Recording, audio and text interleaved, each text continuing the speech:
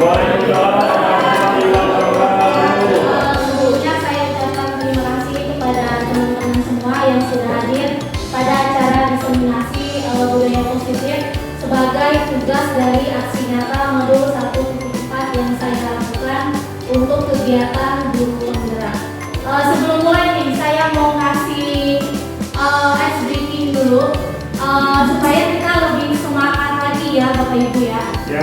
Ice breakingnya adalah tebak-tebakan sih ini sebenarnya. Cluenya adalah huruf ketiga. Huruf ketiga. Roti huruf ketiganya T. Meja huruf ketiganya D. Kalau buku huruf ketiganya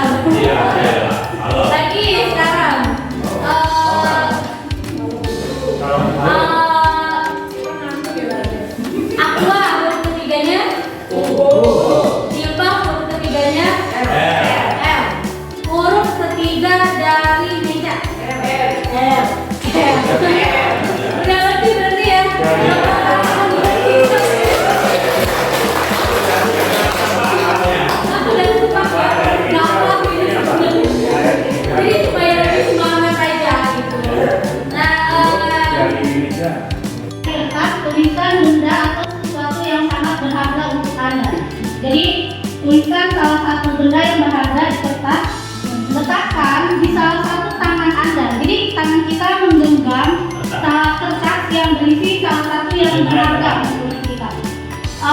Kemudian dan genggam benda atau sesuatu tersebut dengan segala daya. Buatlah sebuah kepalan. Kita kepal. Teman Anda B akan mencoba dengan sekuat tenaga dengan berbagai cara untuk meminta Anda memberikan benda tersebut. Jadi yang kita genggam punya kita, dan kita pengen sesuatu yang kita genggam tersebut. B bisa membujuk, mengancam, menghabis, merayu, menyuap, apa saja yang dapat membuka kepalan tangan Anda. Apa yang akan terjadi?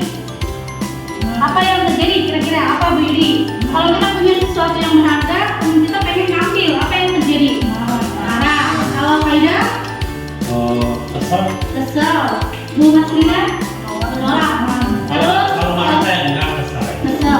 Jadi kita berusaha terus mempertahankan apa yang kita miliki. Nah itu diibaratkan seperti anak didik kita. Jadi yang kita genggam itu adalah sesuatu yang berharga dan yang perlu kita ini diibaratkan adalah anak didik kita. Jadi anak seperti yang sekarang ini kan terjadi, kita memberikan suatu pengaruh ke anak-anak gitu ya. Sedangkan anak-anak itu pasti dia berusaha untuk nggak mau dengan pengaruh yang kita berikan. Kayak misalkan nih kita ngasih peraturan ke anak-anak, berarti kan kita mempengaruhi dia. Padahal sebenarnya belum tentu dia itu mau untuk melakukan itu. Jadi dia berusaha untuk, ya kalau dia nggak setuju ya dia berusaha untuk nggak setuju. Gimana cara dia tidak setuju dengan peraturan yang diberikan? Makanya sering terjadi perlawanan. Nah itu yang terjadi. Jadi yang tadi itu diibaratkan sebagai ilusi guru mengontrol murid.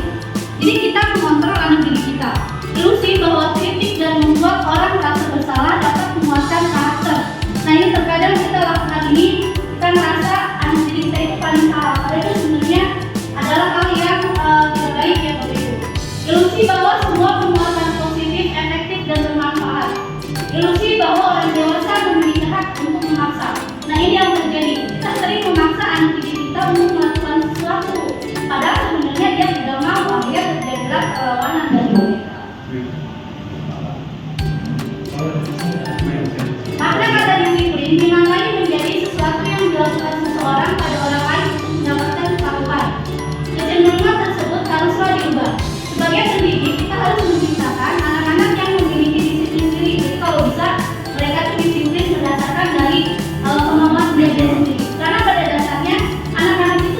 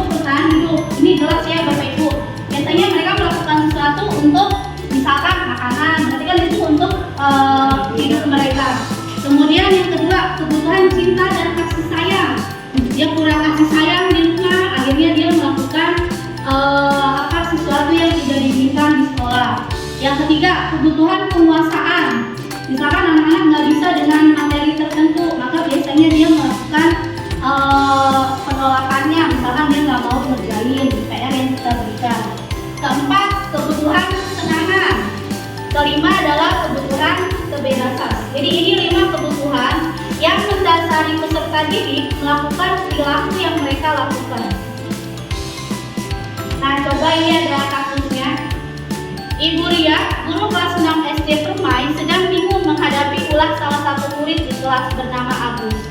Beberapa anak telah datang dan mengeluhkan Agus yang seringkali meminta bekal makan siang mereka dengan paksa. Jika Anda menghadapi situasi seperti Bu Ria, apa yang akan Anda lakukan? Menurut Anda, kira-kira alasan alasan Agus melakukan hal itu? Nah, siapa yang mau memberikan pendapat nih? Pak Ida? Iya. Akan kita hadapi anak seperti Agus ini.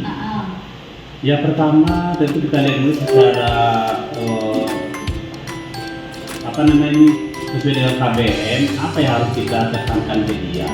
Kamu ke sekolah bukan di tempat umum. Kita beri pengertian sekali dua kali, insya Allah si Agusnya akan ngerti dulu maksud saya yang ngomong itu sebagai gurunya, ngerti dulu dia. Jangan sampai kita ngomong dia nggak ngerti. Kalau saya ini guru, kita bicara dalam kurikulum belajar mengajar di sekolah. Dan itu kan juga salah satu dari segi moral kan memaksa. Iya, memaksa. Dan kalau orang nggak terima bisa kejahatan. Beberapa kata kunci kita berikan ke dia. Karena sama mental siapa sudah melorot dan berubah. Oke, kedengaran buat Anda. Nah, ini alasan apa yang membuat Agus meminta bekal? Tadi kan ada motivasinya kan. Yang anak melakukan sesuatu itu pasti dia memiliki motivasi di balik perilaku yang dia lakukan. Nah, kalau dari kasus ini kira-kira motivasi apa atau alasan apa yang membuat Agus melakukan hal tersebut? Tadi kan sudah ada 5 nih ya. Iya. Berarti kita lihat apakah Bu Santi bisa jadi dia lapar. Nah, dia lapar, mau dikasih bekal makan, buat jajan sama orang tuanya. Makanya dia minta, karena mau nggak mau dia memenuhi kebutuhan banyak juga dia. ya benar, benar, benar. Ada lagi yang mau memberikan jawaban? Tadi Ya, bukan aja. Yang sekali lagi mungkin anak si Agus itu berada juga dari orang tua sehingga tidak ada permintaan dari orang tuanya kepada anak. Nah, ketika sesuatu dilihat di sekolah ada sebuah mungkin tidak teman, akhirnya benar-benar terpaksa untuk menggunakan kelapan namanya dia itu akhirnya melakukan ya benar. Sekarang buat saya ada lagi Bibi. Mungkin alasan aku bisa menggoda ya. Gimana sih kadang-kadang anak sudah bawa mungkin menggoda temannya. Kadang-kadang ya kesenangan ya menggoda teman. Mungkin. Ya, setelah Bibi. Jadi ada beberapa hal kita lihat dari motivasinya ya. Yang pertama, bisa jadi tadi benar kata Bu Santi, Agus lapar dan orang tuanya tidak membawakan yang bekal makan siang. Berarti dia survival atau bertahan hidup. Alasan yang kedua, teman Agus jadi perhatikan Agus, jadi karena dia nggak bawa bekal, otomatis kan temannya juga memperhatikan dia. Berarti itu tentang cinta dan kasih sayang. Alasan yang ketiga, dia merasa hebat karena semuanya jadi takut dan menuruti keinginannya. Nah, itu karena kekuatannya atau penguasaan, powernya. Yang keempat, Agus merasa bosan dengan bekal yang dibawakan orang tuanya. Karena selalu bekal yang sama, berarti itu tentang kebebasan. Jadi dia pengen variasi dari bekal dari orang tuanya. Yang kelima, ini benar kata Bu Yudi, Agus hanya iseng dan dia menikmati ekspresi wajah temannya yang besar. Itu berarti alasan semangat gitu.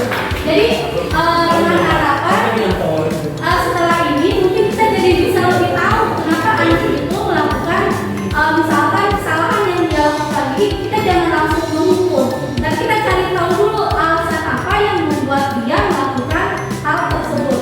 Apalagi kan SMP 22 anak-anaknya super ya. Jadi harus benar-benar tahu motivasi dia melakukan itu apa. Nah, motivasi perilaku manusia yang pertama untuk mendapatkan imbalan atau penghargaan dari orang lain. Nah, ini seringkali nih kalau di tempat kita murid bertanya, apa yang akan saya dapatkan apabila saya melakukannya? Berarti siswa itu melakukan itu hanya karena untuk mendapatkan imbalan. Nah, misalkan kegiatan literasi ini kita sering banget ya. Kalau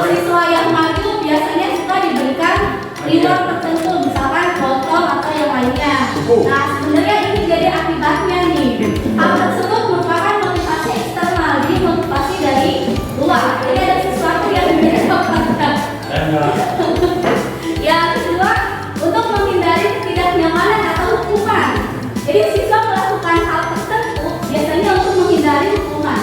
Murid bertanya, apa yang terjadi apabila saya tidak melakukannya? Berarti dia melakukannya juga karena terpaksa atau dihukum.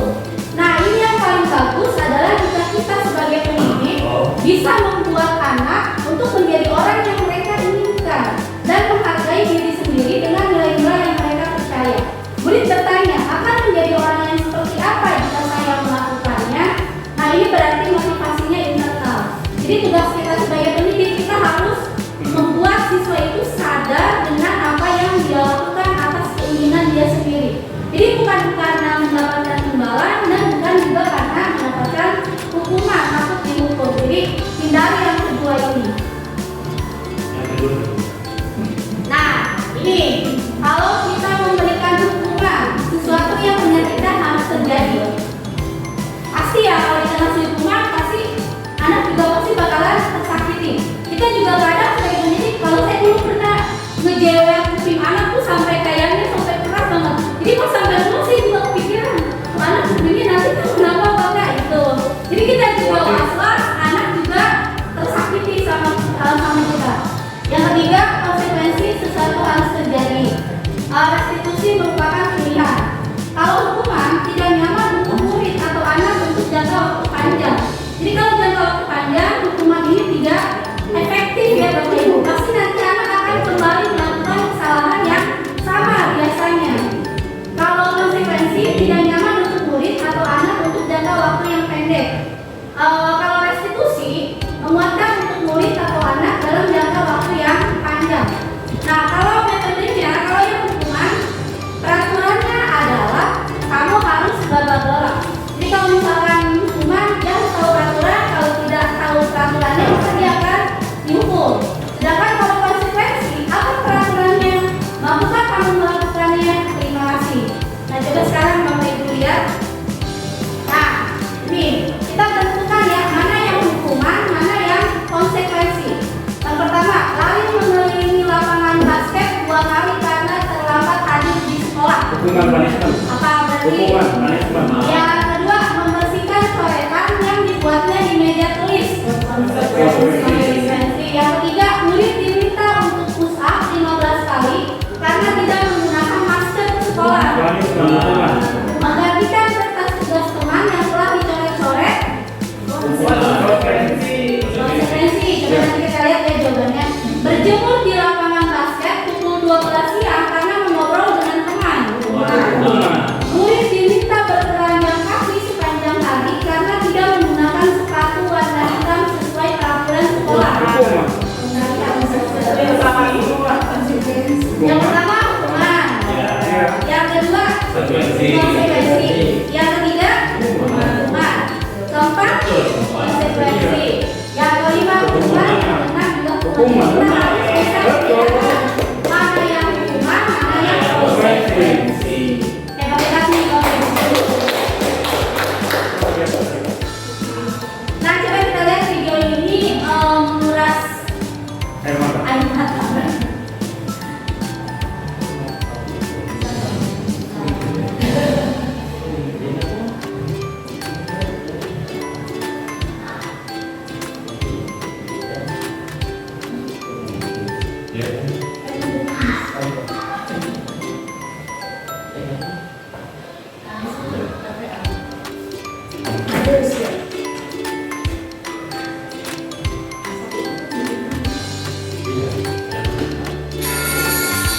Ibu sudah pernah bilang kan sama kalian semua, kalau ibu sengaja mengambil yang pertama untuk mata pelajarannya ibu, untuk melatih kalian disiplin. Kalian tahu kan rasanya ibu? Kalau ibu tidak akan belajar seperti ada yang terloncat. Kalian tidak apa? Dari mulut kan? Kenapa masih ada yang terlambat?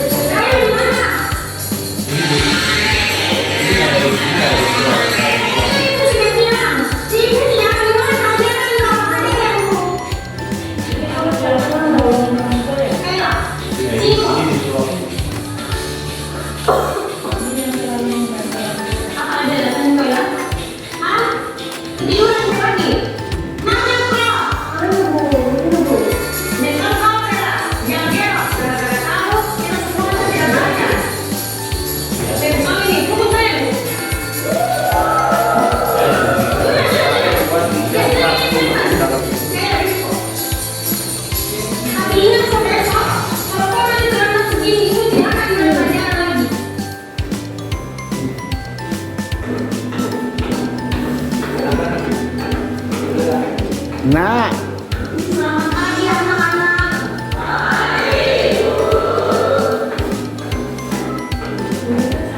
Betul-betul ini ya, nggak ada obat-obatnya. Kemarin saya dengar di pada anak-anak masuk kelas.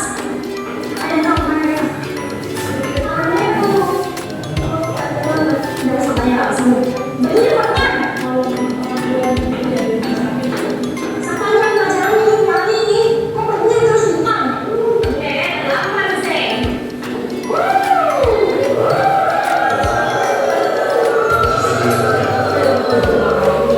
Ini sih dia keren banget.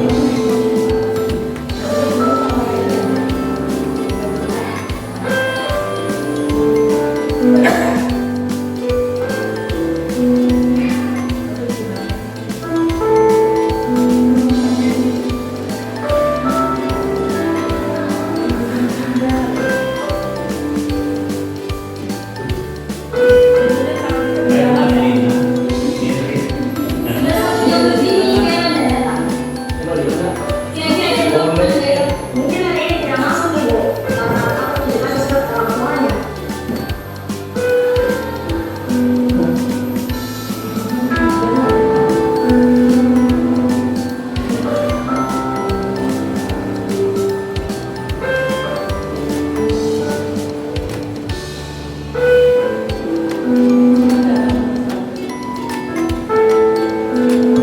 Pagi anak-anak.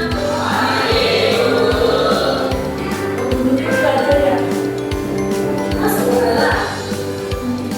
Dan turun mau lagi. Lewat depan bu. Kenapa bu? Berhenti kok bu. Ada yang masuk ke dalam aku dan bilang sekarang bu. Kok nggak masuk kok sekarang jelaskan kok pada kita semua di sini kenapa kok selalu terlambat dari malam kemarin udah masuk. Ayo, jelaskan kok. Jawab. Kaya. Makanya teman-teman, mulai dari biasa, kalian semua udah belajar. Hari pertama, saya udah bangun. Karena memang aku sudah tidak tahan. Dia udah pernah dan tutup pernah. Ini sudah ada penjelasan pada minggu satu dan sepuluh tentang hukumnya.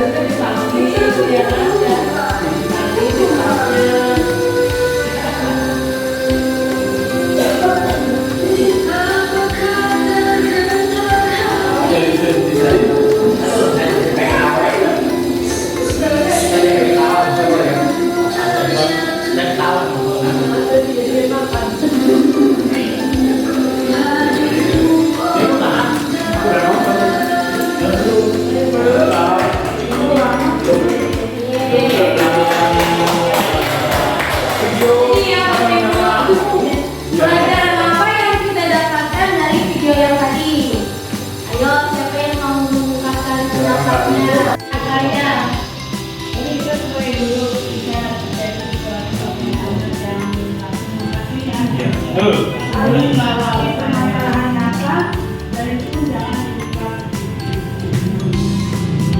Nah, pada akhirnya hal itu menyesal karena sudah menghukum anak dan sampai dilempari dihukum dengan teman-temannya, padahal itu anak yang sangat toleran ya untuk berjuang demi orang tua. Nah itu jadi sekali lagi kita sebagai guru kita lihat dulu permasalahan apa. Jadi begini saya sudah sampai kemudian Apa Pak Rul? Jangan betul-betul terhukum. Jadi bertanggung untuk belakangnya. Ada lagi yang mau menambahkan? Cukup? Bu Yudi? Udah cukup? Ya, jadi benar ya, sebagai pendidik, jika anak melakukan kesalahan, kita tanya dulu baik-baik, jangan langsung menghukum. Apalagi kan tadi dia peraturannya benar-benar berat banget ya, tidak akan memulai pelajaran kalau siswanya tidak lengkap. Nah, itu adalah salah satu, kayaknya kalau sebagai pendidik kita harus menerapkan peraturan yang memang sesuai dengan anak-anak. Kalaupun memang tidak sesuai dengan apa yang kita inginkan, jadi harus ada option yang berikutnya, jadi jangan terlalu memaksa gitu. Kasihan. Sedikit. Silakan, Pak. Kalau menurut saya kan tadi ada beberapa tahapannya kan kurang masuk akal kan. Nah ketika hari kedua dia sakit, nah harusnya kan dia kurang halus tayangannya, nggak menyegar beritanya ke anak-anak, apalagi udah meninggal. Kata saya sah-sah saja si guru itu mendisiplinkan anak, ya. Ya tapi kalau yang secara BK tetap jalan, di guru komunikasi dengan guru BK-nya ini ada begini di sini nih. Nah anak itu kalau nggak datang, di sini tetap jalan, cuman dia janganlah terlalu dipaksakan. Iya. Kita punya data dari mulai anak mendaftar itu kita udah tahu kalau boleh anak itu ini gimana kehadirannya. Kalau tayangannya kan ada ya beberapa tayangan nggak masuk akal itu. Ya itu sama lah kita bertiga. Kita tahu anak, kita tetap menentukan anak, ya. Dan ya kita jangan terlalu gegabah dalam itu. Ya, jadi jangan terlalu cepat memberikan hukuman kepada anak. Bahkan kalau bisa jangan diberikan hukuman. Nah, sekarang coba kita lihat posisi kita sebagai guru. Ini ada 5 posisi kontrol kita. Yang pertama adalah guru sebagai penghukum. Yang kedua, guru sebagai pembuat rasa bersalah. Yang ketiga, guru sebagai teman. Yang keempat, guru sebagai pemantau. Yang terakhir, guru sebagai manajer. Posisi yang paling ideal untuk seorang pendidik adalah sebagai manajer. Itu posisi yang paling ideal. Nah, contohnya, murid tidak memakai atribut lengkap saat upacara bendera.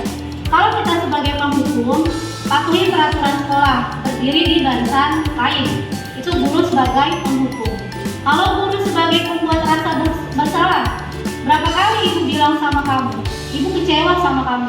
Nah, ada kata-kata kecewa itu berarti kita membuat anak itu menjadi orang yang bersalah. Nah, ini akan membuat mental anak itu semakin down. Yang ketiga, guru sebagai teman. Kamu lagi, jangan gitu dong. Ayo gabung dengan yang lain, untung ada ibu. Nah, berarti kan kesalahan anak ditutup-tutupi kalau yang sebagai teman. Maka ini membuka kemungkinan untuk anak melakukan kesalahan yang sama berikutnya. Yang keempat, sebagai pemantau, kamu sudah melanggar peraturan sekolah. Kamu tahu konsekuensinya. Nanti saya cek, kerjakan apa yang seharusnya kamu lakukan. Nah, itu berarti guru sebagai pemantau. Kalau sebagai manajer, kita tanya dulu ke anak, apakah kamu tahu kesalahan kamu? Kira-kira bagaimana cara memperbaiki kesalahan kamu? Nah, itu guru sebagai manajer. Jadi kita cari tahu dulu, kita tanya dulu ke anak sampai dia menyadari kesalahan yang dia lakukan. Nah, setelah dia menyadari kesalahan, kita cari solusi dari kesalahan yang dia lakukan agar dia tidak melakukan kesalahan yang sama lagi berikutnya. Nah, ini kayaknya yang manajer ini posisi yang paling ideal, dan kita sebagai pendidik pasti diperlukan rasa sabar yang lebih luas lagi gitu ya Bapak Ibu. Apalagi di sekolah kita ini memang kasusnya lumayan banyak, jadi kita harus lebih sabar lagi sama anak-anak. Itu guru bijak. Guru bijak.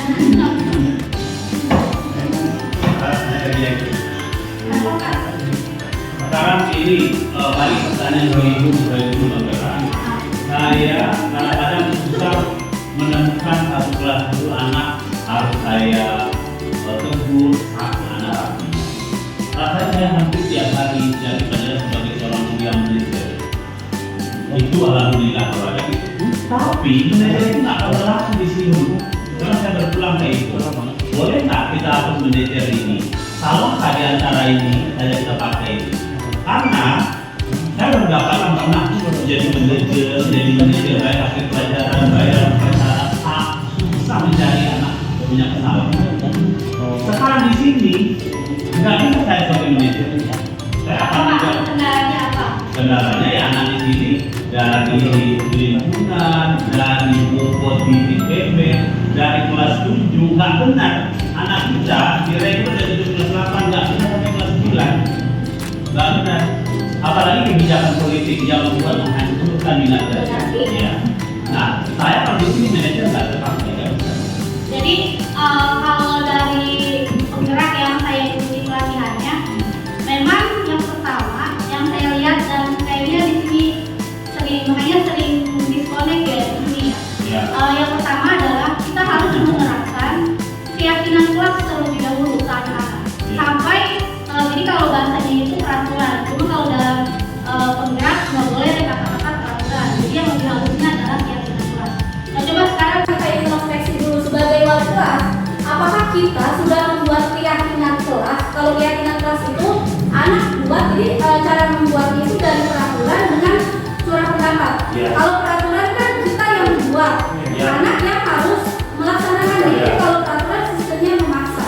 Sedangkan kalau keyakinan kita buat atas surat pendapat anak-anak, kemudian setelah itu setelah mereka buat peraturan dari peraturan itu, dia tanda tangan, kemudian kita tempel di kelasnya. Apakah kita sudah melakukan itu atau belum? Terus yang kedua, dari sekolah ini apakah jelas sistem peraturan sekolah ke anak-anak? Ya. Apakah anak-anak tahu peraturan sekolah yang sudah ditetapkan di sini? Sedangkan di sini nggak ada, nggak ditempel, nggak terlihat ya penempelan peraturan kelas itu. Betul, ya. Jadi intinya itu dari keyakinan kelasnya kita dulu. Nah ini yang akan saya bahas nih, keyakinan kelas. Mengapa kita memiliki peraturan? Jadi bahasannya bukan peraturan ya Bapak Ibu. Kalau peraturan itu kita yang membuat, sistemnya memaksa, anak yang harus menjalankan. Sedangkan kalau keyakinan kita buat bersama-sama. Mengapa kita memiliki peraturan harus menggunakan helm bila mengendarai kendaraan roda 2? Mengapa kita memiliki peraturan 3M, menggunakan masker, mencuci tangan, dan menjaga jarak? Mengapa kita memiliki peraturan harus datang tepat waktu pada saat mengikuti pelatihan? Untuk mendukung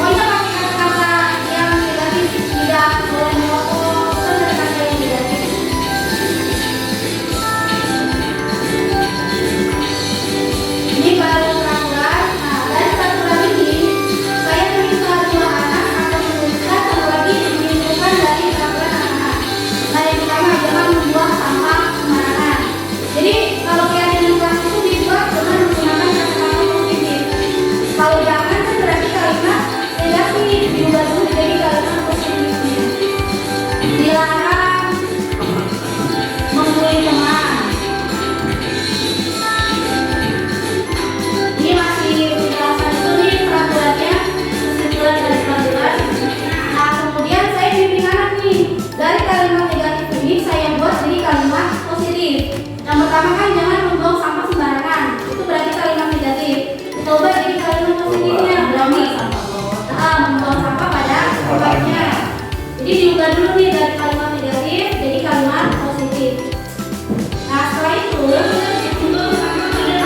dari sini kita buat nilai kebijakan kebajikannya apa yang bisa kita ambil. Kalau membuang sampah pada tempatnya berarti nilainya apa?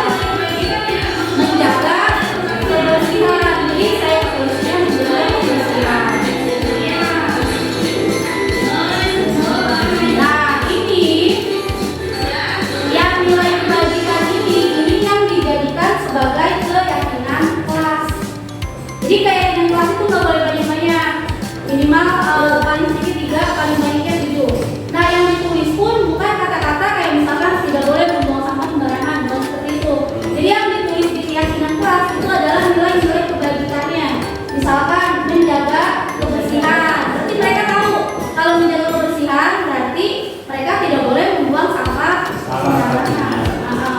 Terus yang kedua menjaga fasilitas sekolah, berarti mereka tidak boleh mencoret-coret tembok, meja dan tidak boleh merusak properti sekolah.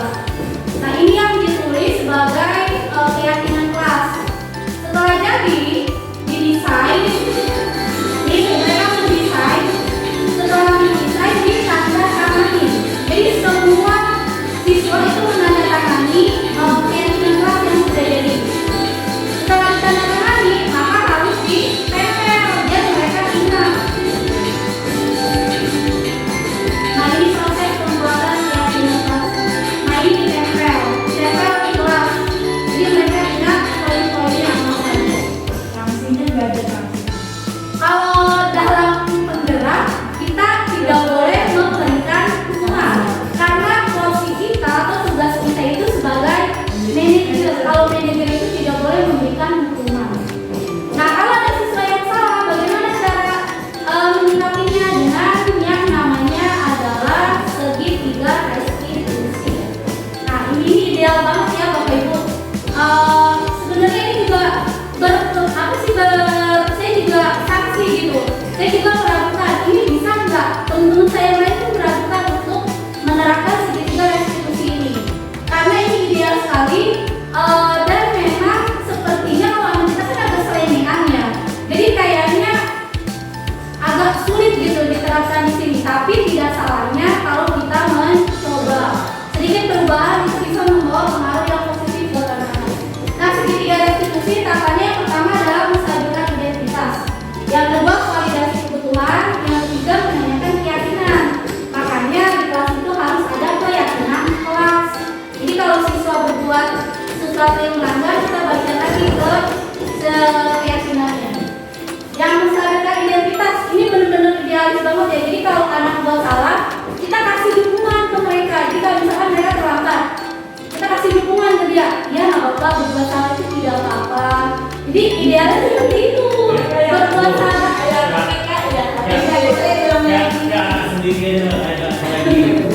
ini memang sebenarnya seperti ini. Berbuat salah itu tidak apa-apa. Setiap orang pasti pernah melakukan kesalahan.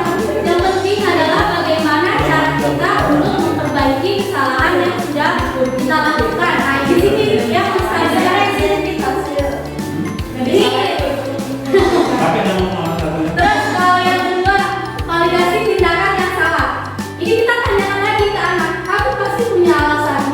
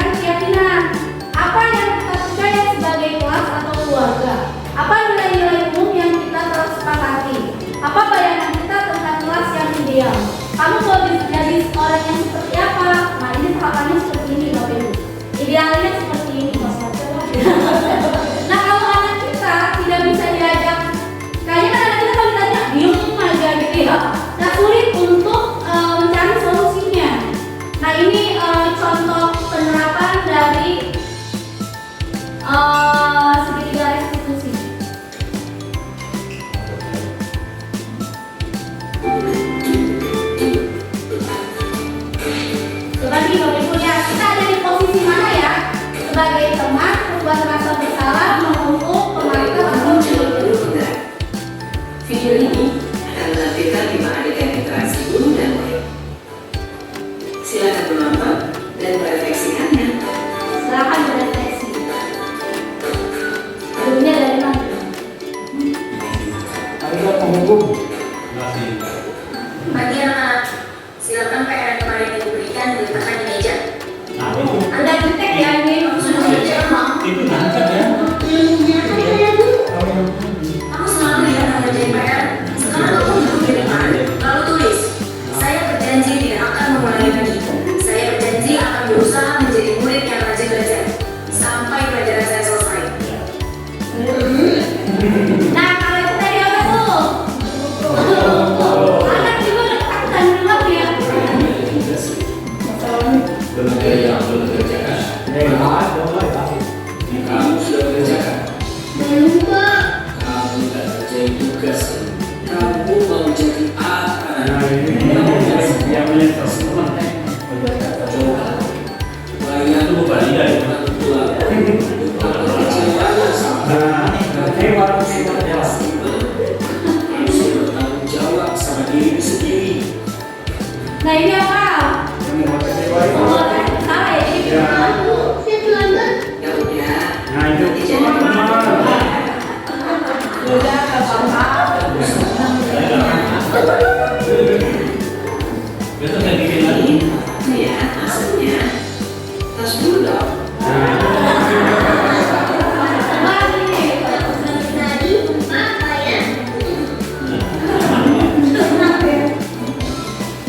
Tadi apa ya? Kalau ini kan nggak harus olahraga.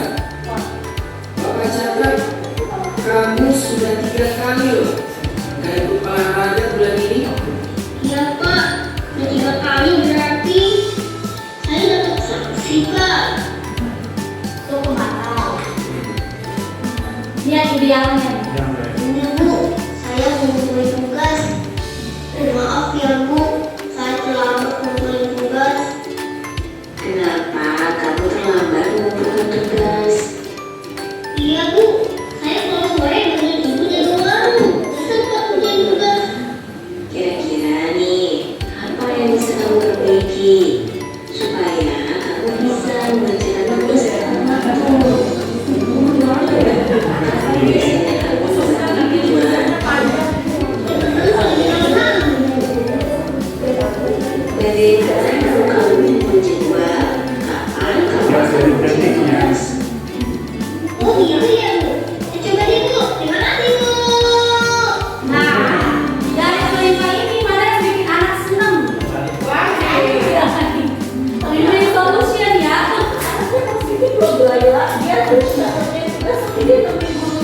Inisiatif ya.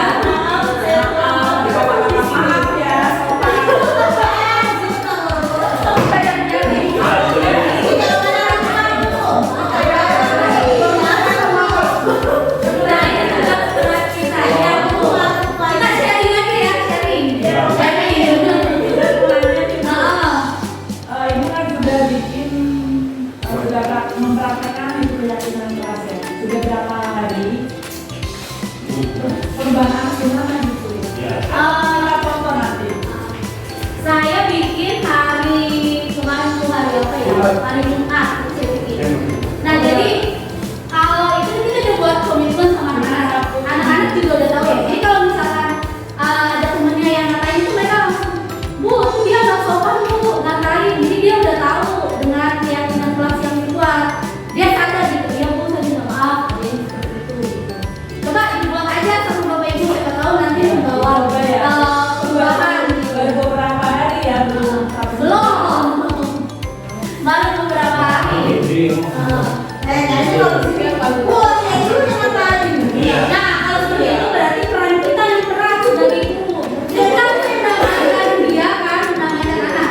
Dan kalau bisa kita buat rekapan, buat rekam jejak siswa dan jangan lupa kita buat komunikasi dengan orang tua, itu yang penting. Mulai kita kan nggak kayak di kelas. Saya tiap kali kita masuk ke sini. Saya ada aja. Kalau yang misalnya yang sekali, cuma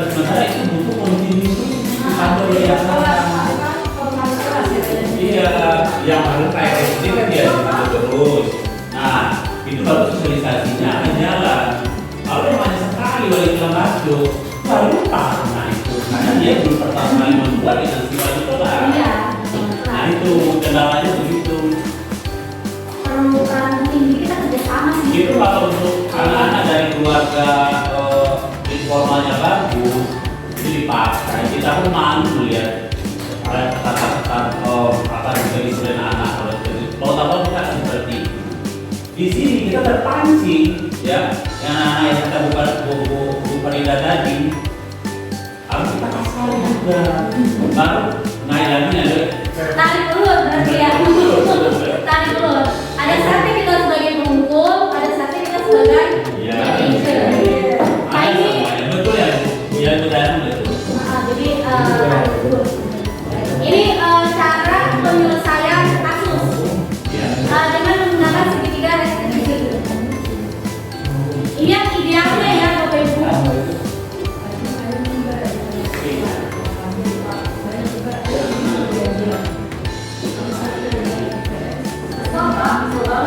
Masa aku dikatain konflik apa?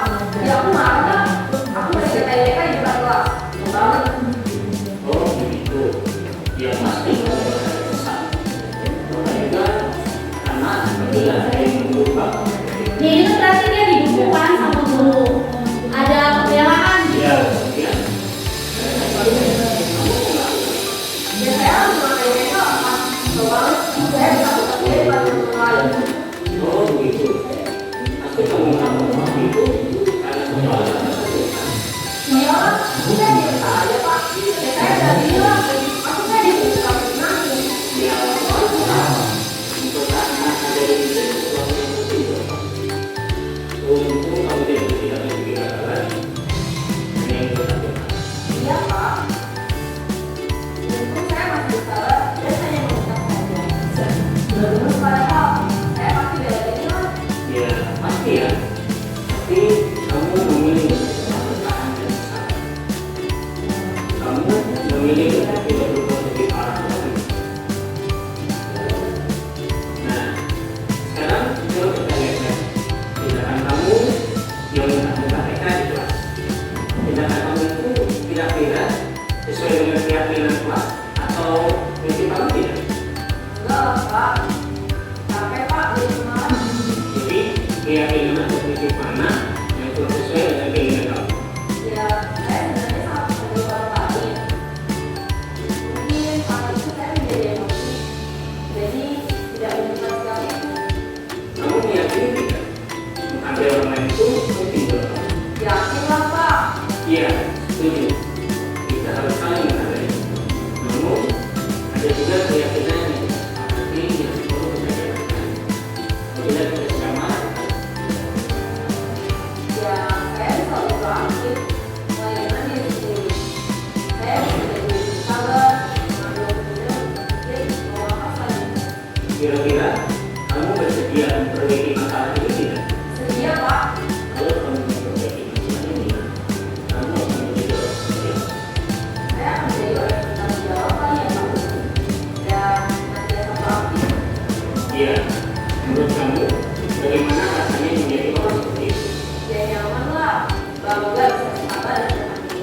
Baiklah kalau begitu. Yuk kita pikirkan bagaimana memperbaiki masalah ini.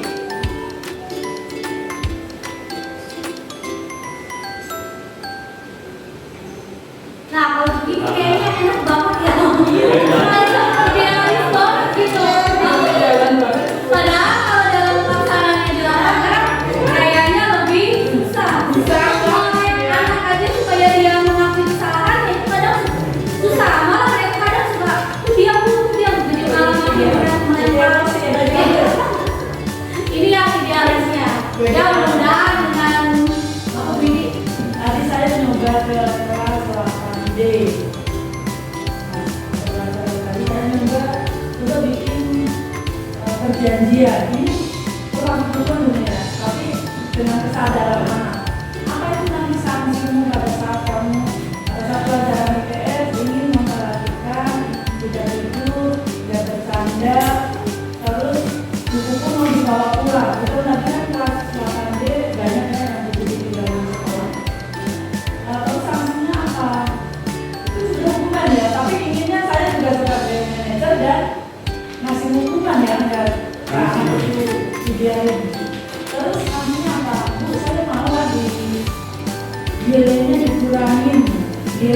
dia dikurangi. Enggak.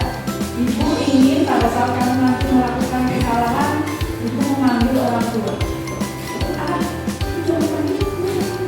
Dan itu kamu salah, makanya jangan melakukan kesalahan dengan kejadian dan tadi itu. Misalkan, ya memang sih perasaan saya ya, masuk tadi ya, yang merupakan manajer, ya merupakan mungkin itu mah, karena anak kalau dilepas beda ya. Tapi ya seperti layangan, ya ditarik dulu dari Emang harus sebenarnya ketika institusi ini sebenarnya kita juga udah sering kan ngelakuin ke anak gitu ya. Kalau misalnya mereka salah, kita panggil kan biasanya terus cari solusinya. Cuma mungkin belum sampai ke tahap penyadaran ke diri siswa gitu. Dan memang banyak kendalanya adalah Malam-malam tahu sekarang juga yang dari maksud perilaku ini, maksud ini apa ya? Dibacanya. Kamu pada sekarang dan apa maksud saya itu apa? Bisa nggak jawab? Saya nggak tahu apa itu. Bapak kita di sini, kita dulu. Dan saya kira kalau sampai mengambil orang tua ini itu kan sangat berat. Saya belum pernah mengambil orang tua di mana kita mengambil orang tua di walaupun anak-anak di sini kayaknya kan kuratan-kuratan aja. Anak ini anak, sebenarnya anak kalian. Saya dulu di daerah, karena anak itu ini dikandang, itu ke tiang itu sampai dulu, itu akal. Nah di sini kayaknya hanya orang-orang di sini itu aja. Jadi kalau sampai Maya ini ya, tidak memanggil orang tua itu, memanggil orang tua itu kayak buan itu saya rasa paham. Saya tadi seperti bapak tadi. Dan nanti aku maka saya udah ngotot ke dia, dan bisa kamu diajak untuk dia udah turun. Selamanya pada cuma turun, nggak perlu ke orang tuanya. Nah, itu kira-kira kita sharing ya. Iya. Pada saat itu dikatakan dari malu ibu, niat hati, nggak mungkin lah ambil orang tuanya sama-sama.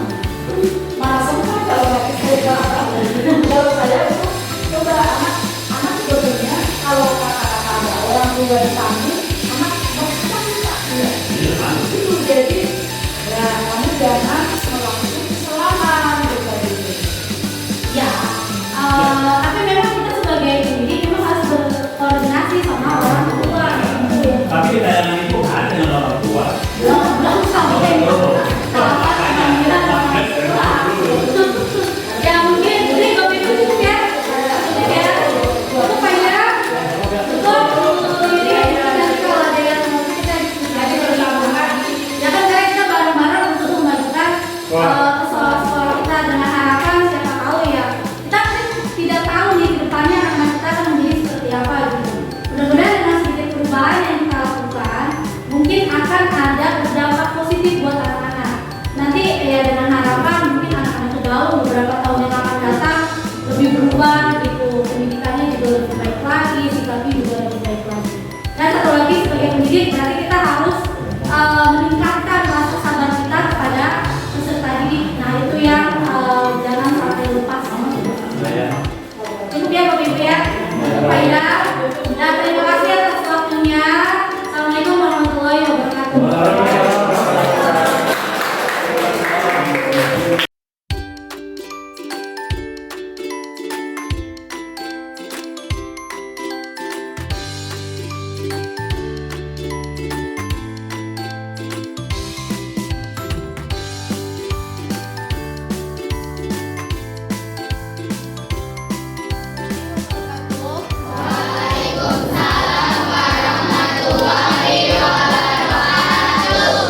Hari ini kita akan belajar membuat keyakinan kelas. Jadi harapannya dengan pembuatan keyakinan kelas ini bisa membuat kalian lebih disiplin dan menyadari kalau disiplin itu adalah salah satu hal yang penting sekali.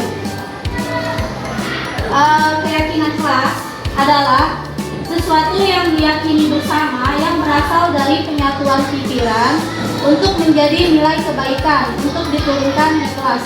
Jadi makanya saat pembuatan keyakinan kelas ini harus disepakati bersama-sama.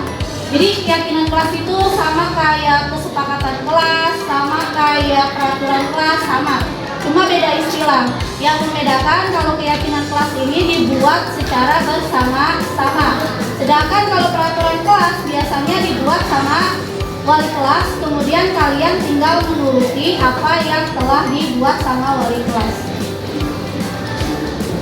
Nah, ini pertama, semua warga kelas berkontribusi dengan surat pendapat.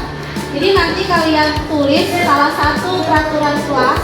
Jadi kayak kalian curhat di kertas itu, kemudian keyakinan kelas yang dibuat itu tidak boleh terlalu banyak. Jadi biar mudah diingat, maksimal itu cuma 7 item doang. Jadi nggak boleh lebih dari 7. Jadi nanti dari curahan pendapat kalian disaring lagi, kemudian diambil yang paling banyak. Kemudian yang ketiga harus berisi kalimat positif. Jadi nanti kita buat dari peraturan kelas, kemudian diubah menjadi kalimat positif sampai nanti didapatkan keyakinan kelas. Kemudian keyakinan kelas yang sudah dibuat itu harus diterapkan di kelas. Jadi nanti keyakinan kelas yang sudah kita buat akan ditempel di kelas. Biar kalian ingat terus. Kemudian harus ditandatangani. Nah, tahapan pembuatannya yang pertama, surat pendapat tentang peraturan yang perlu disepakati di sekolah atau di kelas. Makanya nanti saya akan suruh kalian untuk menuliskan satu peraturan kelasnya. Kemudian yang kedua, mencatat semua masukan para murid di papan tulis. Setelah menuliskan di sini satu peraturan kelasnya, nanti akan dicatat di papan tulis. Ketiga, gantilah kalimat-kalimat dalam bentuk negatif menjadi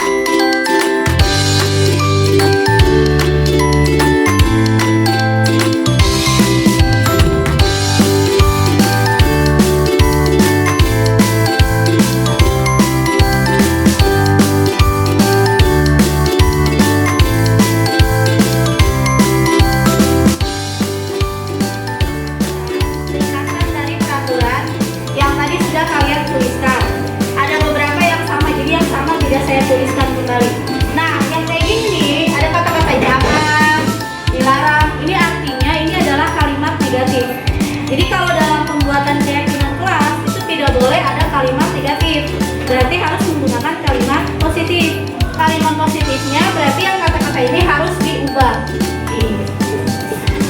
Kalau ini enggak, selalu bersikap baik, berarti ini udah positif ya. Ini yang ada kata-kata tidak boleh, ini kalau datang ke sekolah tepat waktu, berarti ini sudah kalimat positif. Pokoknya kalau kata jangan, tidak boleh, dilarang, itu berarti kalimat negatif. Nah, yang kalimat negatif ini harus diubah jadi kalimat positif. Yang pertama, jangan membuang sampah sembarangan. Berarti kalimat positifnya apa? Iya, membuang sampah pada tempatnya. Terus akan dihukum. Berarti kalimat positifnya mengerjakan tugas. Nah, dari sini kita turunkan menjadi nilai kebajikan yang selalu kita ingat. Ini kan udah nih. Berarti yang pertama membuang sampah pada tempatnya. Berarti nanti dari nilai kebajikan ini yang ditulis sebagai keyakinan kelas. Kalau ini udah nilai kebajikan ya, membuang sampah pada tempatnya. Berarti nilai kebajikannya apa? Menjaga, ya, menjaga kebersihan. Satu, tadi kan saya bilang harus paling banyak 7, berarti nggak boleh terlalu banyak. Terus yang kedua, ini menghargai teman. Terus membawa barang yang berguna dan mendukung pembelajaran. Ini sama nih, menjaga kebersihan. Poin ini sama, satu nilai kebajikan. Duduk di tempat masing-masing, berarti ini sama kayak menghormati teman ya, jadi nggak boleh berisik nih. Ini menjaga kesehatan, berarti menjaga kesehatan. Terus apa lagi? Menjaga fasilitas kelas. Terus kan ini tepat waktu nih, datang ke sekolah tepat waktu, berarti sikap apa yang pengen ditimbulkan?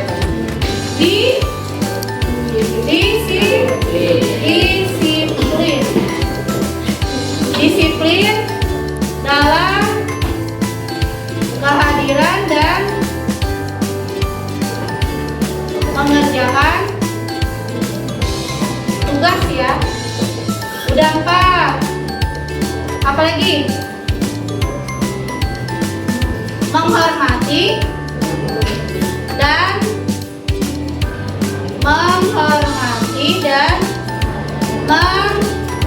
menghargai.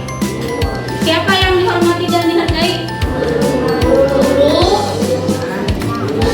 teman, dan seluruh warga. Kalau seluruh warga sekolah berarti itu mencakup siapa aja?